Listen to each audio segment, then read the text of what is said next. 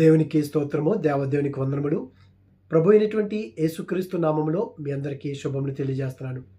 ప్రియ సహోదరి సహోదరులారా, ఈ ఉదయకాల సమయంలో దేవుని యొక్క వాక్యం సెలవుస్తుంది. మనందరము కూడా జీవితంలో ఉన్నతమైనటువంటి స్థానానికి మనం ఎదగాలంటే, మన యొక్క జీవితంలో ఉన్నతంగా మన జీవితాలు కట్టబడాలంటే మనం ఏం చేయాలి? ప్రతి ఒక్కరు కూడా కోరుకునేది, ఇదిగో నా జీవితము ఈ భూమి మీద నేను జీవించేంతకాలం కూడా ఉన్నతంగా కట్టబడాలి, ఉన్నతంగా నేను జీవించాలి, నేను అభివృద్ధి చెందాలి, ఫలించాలి అని మనం అనుకుంటాం. మన బిడ్డలు, మన కుటుంబాలు ఇదిగో ఉన్నతమైనటువంటి స్థితిలో కట్టబడాలి అని కోరుకుంటాం. మరి నిజంగా మన జీవితాలు ఉన్నతంగా కట్టబడాలంటే మరి మనం ఏం చేయాలి? బైబిల్ గ్రంథంలో మనం చూసుకున్నట్లయితే, ఒక తండ్రికి ఇద్దరు కుమారులు ఉన్నారు కదండి. ఒక కుమారుడు అన్నాడు, తండ్రి నాకు రావాల్సినటువంటి ఆస్తి అంతా నాకు ఇచ్చే, నా భాగం నాకు ఇచ్చే. ఇదిగో నేను దూరదేశం వెళ్ళి నేను అభివృద్ధి చెందాలనుకున్నాను. నా జీవితాన్ని ఉన్నతంగా కట్టుకోవాలి అని అనుకుంటున్నాను.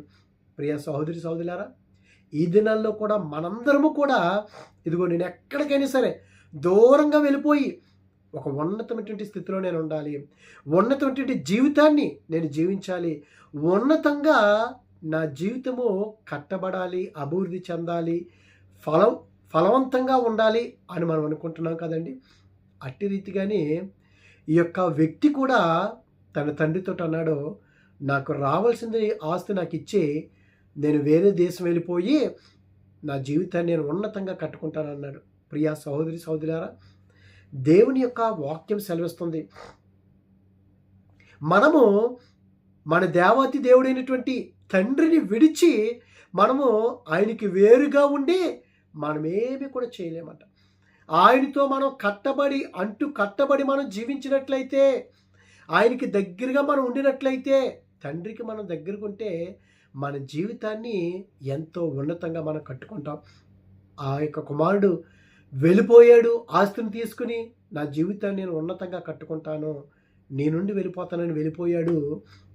తనకున్నదంతా కూడా కట్టుకుంటాం కాదు, ఉన్నతంగానే ఉన్నది ఆర్పేసుకున్నాడు. ఆ దేశంలో కరువు వచ్చింది, చివరికి తినటానికి కూడా ఏమీ లేకపోయింది. ఒకానొక దినాన అనుకున్నాడు, చివరికి పందులు కాసేటువంటి, ఆ పందులు తినేటువంటి ఆ పొట్టు కూడా దొరకలేదు. అయ్యో, నా తండ్రి ఇంట అనేక మంది పనివారు కలరే, వారికి ఆహారం ఏది కూడా కొదువు లేదే అనుకుని తిరిగి వచ్చాడు తండ్రి దగ్గరికి. అనుకున్నాడు, తండ్రి అంటున్నాడు, నేను నీ కుమారుడు అనిపించుకుంటానికి కూడా నాకు ఏ యోగ్యత లేదు, అసలు నేను తండ్రి అని పిలవటానికి కూడా నాకు యోగ్యత లేదు. ఇదిగో పరలోకమందున్న తండ్రికి నేను పాపము చేసి ఉన్నాను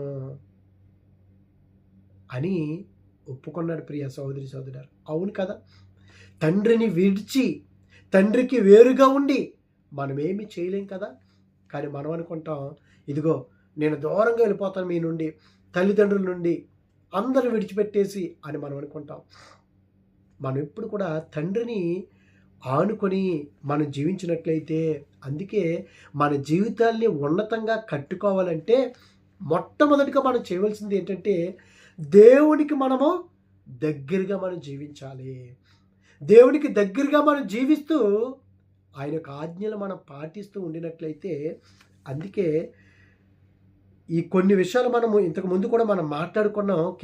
సామెతల గ్రంథం 3వ అధ్యాయంలోనే చూస్తే 21వ వచనంలో చూస్తే దేవుని యొక్క వాక్యం సెలవిస్తుంది, నా కుమారుడా, లెస్సైన జ్ఞానమును వివేచనను భద్రము చేసుకొనుము. దేవుడి యొక్క జ్ఞానాన్ని మనం ఏం చేసుకోవాలండి? భద్రం చేసుకోవాలి, భద్రపరచుకోవాలి. ఆ జ్ఞానాన్ని మనం సంపాదించుకోవాలి.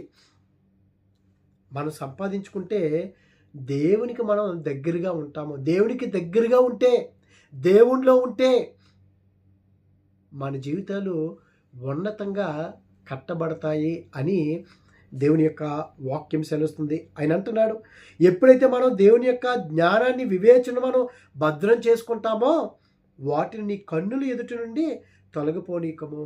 మనం నిజంగా దేవుని యొక్క వాక్యాన్ని, దేవుని యొక్క జ్ఞానాన్ని మన కన్నుల ఎదుటి నుండి కనుక మనం తొలగించినట్లయితే, నా సొంత జ్ఞానమని మనం విరవిగినట్లయితే, నీ జ్ఞానాన్ని బట్టి మన జ్ఞానాన్ని బట్టి మనము అతిశయించకూడదు. ఆయన అంటున్నాడు, వాటిని కన్నుల ఎదుటి నుండి తొలగిపోనీకము, అవి నీకు జీవముగాను నీ మెడకు అలంకారముగా నుండును. మనం జీవించాలంటే ఆత్మానుసారంగా మనం దేవునికి దగ్గరగా ఆత్మానుసారుగా మనం జీవించాలంటే ఇదిగో ఈ యొక్క జ్ఞానాన్ని మనం భద్రం చేసుకొని వాటిని మన యొక్క కన్నుల ఎదుటి నుండి మనము తొలగిపోనీయకుండా ఉండినట్లయితే అవి మనకి జీవముగాను నీ మెడకు అలంకారముగాను ఉండును. అవును కదండి. మనలో జీవం ఉండినట్లయితే, మనము ఇదిగో దేవుని యొక్క జ్ఞానాన్ని మనం సంపాదించుకున్నట్లయితే అవి మన యొక్క మెడకంట అలంకారంగా ఉంటాయి. నిజంగా దేవుని యొక్క జ్ఞానాన్ని మనం సంపాదించుకుంటున్నామా? అంతేగాని నేను జ్ఞానిని కదా అని నువ్వు అనుకోవద్దని దేవుని యొక్క వాక్యం శాస్త్రం. ఒకవేళ నేను జ్ఞానిని, నాకేంటి అని అనుకుంటున్నావేమో, మనం ఎప్పుడు కూడా అనుకోకుండా దేవుని యొక్క జ్ఞానాన్ని మనం భద్రం చేసుకుని దాన్ని మన యొక్క కన్నురెప్పల నుండి, కన్నుల ఎదుటి నుండి తొలగిపోనకుండా మనం కాపాడుకుంటే ఇదిగో అది మనకి జీవాన్ని ఇస్తుంది, మన యొక్క మెడకంట అలంకారంగా ఉంటుంది. అప్పుడు నీ మార్గమును నీవు సురక్షితముగా నడిచెదవు, నీ పాదము ఎప్పుడునూ త్రొట్టెలదు. మన మార్గంలో చూడండి, మనం నడుచుకుని వెళ్తున్నప్పుడు మన మార్గాలు కనుక సురక్షితంగా ఉంటే మన పాదాలు త్రొట్టిల్తాయండి? పడిపోతామా ఎక్కడైనాని? లేదు. అదేవిధంగా దేవుని యొక్క జ్ఞానాన్ని కనుక మనం పొందుకున్నట్లయితే మనకి జీవం ఉంటుంది, మనకి అలంకారంగా ఉంటుంది. ఇదిగో మనం వెళ్ళేటువంటి త్రోవ, ఆత్మీయ జీవ మార్గములో మనం నడుస్తున్నప్పుడు ఎటువంటి పాపములోని మనం పడిపోమో, పాపాన్ని అసహించుకుంటాము, పవిత్రంగా మనం జీవిస్తాము, దేవునికి దగ్గరగా మనం ఉంటాము. దేవుని యొక్క వాక్యం సెలవుతుంది. ఇదిగో అప్పుడు మనం దేవునిలో ఉన్నతంగా మనము కట్టబడినటువంటి వారిగా మనం ఉంటాము. ఇంకా ప్రియ సహోదరి సహోదరులారా, మన జీవితంలో ఉన్నతంగా మనం కట్టబడాలంటే, ఒక ఎత్తైనటువంటి ఉన్నతమైనటువంటి స్థితిలో మనం జీవించాలంటే దేవుని యొక్క వాక్యం సెలవుతుంది. దేవుని యొక్క వాక్యముతో మనము అతకబడినట్లయితే, నిజంగా ఈ దినాన్న మనం దేనితోటి అతకబడి ఉన్నామో, దేనితోటి కట్టబడుతున్నామో ఒకసారి మనల్ని మనం పరీక్షించుకున్నట్లయితే, దేవుని యొక్క వాక్యం చేత నువ్వు అతకబడి ఉన్నావా, లేకపోతే లోకంతోటి నువ్వు అతకబడి ఉన్నావా? అందుకే ఆయన అంటున్నాడు, దేవుని యొక్క వాక్యము, పండుకొనినప్పుడు నీవు భయపడవు, నీవు పరుండి సుఖముగా నిద్రించెదవు.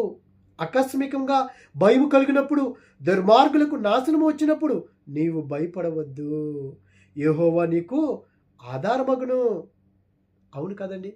మనకు అకస్మాత్తుగా సడన్గా గనక మనకి ఏదైనా వచ్చినప్పుడు కూడా, ఏదైనా సంభవించినప్పుడు కూడా, పండుకున్నప్పుడు మనం భయపడము. ఇదిగో ఆకస్మికంగా భయము కలిగినప్పుడంట, దుర్మార్గులకు నాశనము వచ్చినప్పుడు నీవు భయపడవద్దు, దేవుడే మనకి ఆధారం అండి. అవును కదండి. ఆధారం నువ్వే, ఆయనే కదండి మనకి బలాన్ని ఇచ్చేవాడు, మనకి సామర్థ్యాన్ని ఇచ్చేవాడు ఆయనే కదండి. మనం ఆయన మీద మనం ఆధారపడుతున్నామా, లేక లోకం మీద ఆధారపడుతున్నాం? అందుకే దేవుని యొక్క వాక్యం ఉంది, మనుషులను నమ్ముడి కంటే యెహోవాను ఆశ్రయించడం మేలు, రాజులు నమ్ముటి కంటే యెహోవాను నమ్ముకుంటూ మేలు కదండి. మనం దేవుని నమ్ముకుంటున్నామా? దేవుడి మీద మనం ఆధారపడుతున్నామా? నీవు నిజంగా దేవుని మీద ఆధారపడినట్లయితే, దేవుని యొక్క వాక్యముతోటి నువ్వు అతకబడినట్లయితే, దేవుడికి దగ్గరగా నువ్వు జీవించినట్లయితే, ఆయనకి వేరుగా ఉండి మనం ఏమి చేయలేము. ఆయనతో కనుక అతకబడినట్లయితే, అంటుకట్టబడినట్లయితే ఫలించేవాడంట మరీ ఎక్కువగా ఫలిస్తాడు, అభివృద్ధి చెందుతాడు, ఉన్నతంగా కట్టబడతాడు. ఎంత గొప్ప భాగ్యం అండి. మనం దేవుని వైపు తిరిగితే దేవుడు మన వైపు తిరుగుతారని దేవుని యొక్క వాక్యం సెలవుస్తుంది. నీ కాలు చెక్కబడకున్నట్లు ఆయన నిన్ను కాపాడును. మేలు చేయటం నీ చేతనైనప్పుడు దాన్ని పొందదగిన వారికి చేయకుండా వెనుక తీయకము. అవును కదండి, మన కాలు చిక్కబడదు.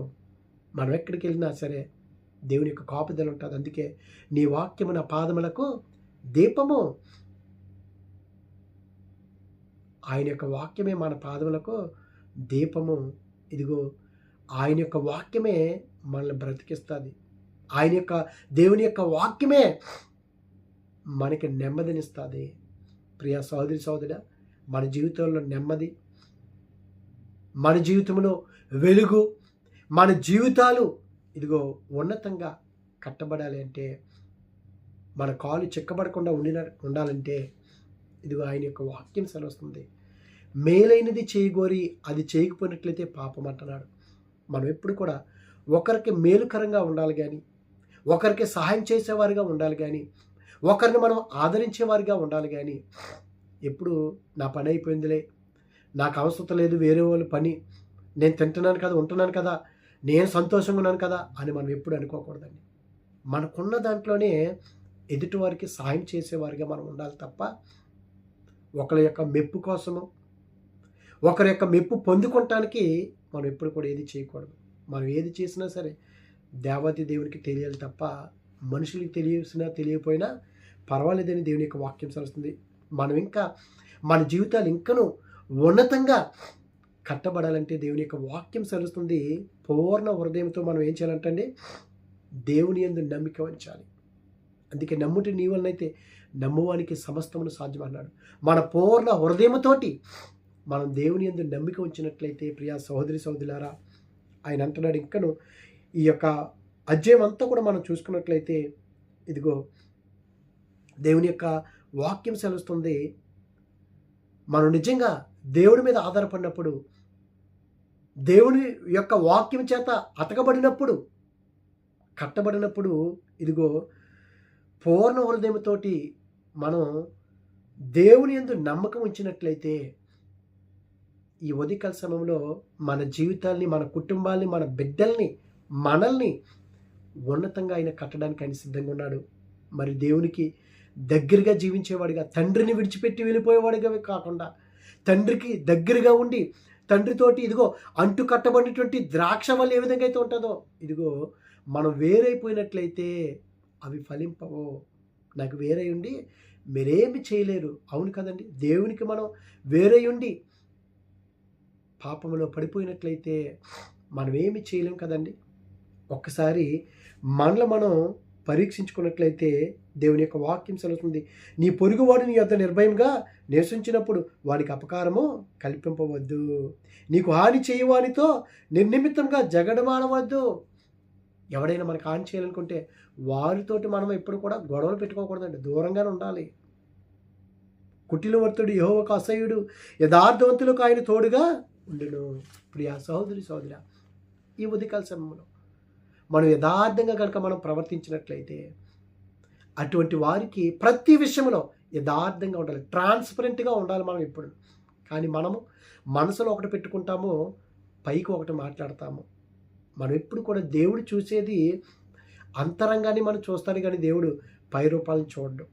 కనుక మనము ఎల్లప్పుడూ కూడా ప్రతి క్షణం కూడా యథార్థంగా మనం జీవించినట్లయితే దేవుడు మనకు తోడుగా ఉంటాడు.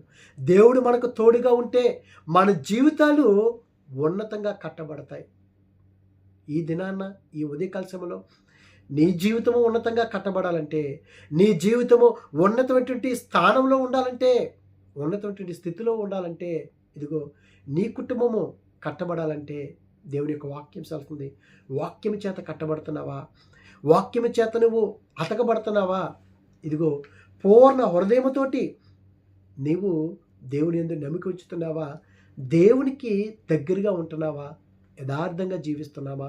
ఇదిగో పాపాన్ని విడిచిపెట్టి పాపములో పడిపోకుండా దేవునికి ఇష్టమైనటువంటి ఆ జీవితాన్ని మన స్వనీతిని మీద మనం ఆధారపడకుండా దేవుడి మీద ఆధారపడి ఇదిగో మన ప్రవర్తన అంతటి యందు మనం ఆయనకి అధికారం ఇచ్చినట్లయితే దేవుడు మన జీవితాల్ని ఉన్నతమైనటువంటి స్థితిలో ఆయన ఉంచుతాడు. అటువంటి కృప దేవుడు మనందరికీ అనుగ్రహించును గాక. ఆమేన్. పరిశుద్ధుడా, ప్రేమగల తండ్రి, మహిమగల దేవునికి స్తోత్రాలు ప్రభా. ఇదిగో దేవి, ఈ ఉదయకాల సమయంలో ప్రభా, మా జీవితాలను ప్రభా ఉన్నతంగా ప్రభా కట్టువాడు ప్రభా, ఒక స్థితిలో ఉంచేవాడు నీవే ప్రభా. ఈ ఉదయకాల సమయంలో ప్రభా, ఎటువంటి ఎవరి జీవితాలన్నీ సరే ప్రభా పడిపోయి ఉన్నామేమో ప్రభా, వారి జీవితాలను నిలబెట్టిన తండ్రి, ఉన్నతంగా ప్రభా వారి జీవితాలు మీరు కట్టి నీకు దగ్గరగా తండ్రి ప్రభా, నీతో అతకబడిన తండ్రి ప్రభా, నీ యందు ప్రభా నమ్మకం ఉంచిన తండ్రి, వారు జీవించడానికి మార్గాలు సరళం చేయమని క్రీస్తు నామములో అడుగుచున్నాం పరమ తండ్రి. Amen. Amen. God bless you all.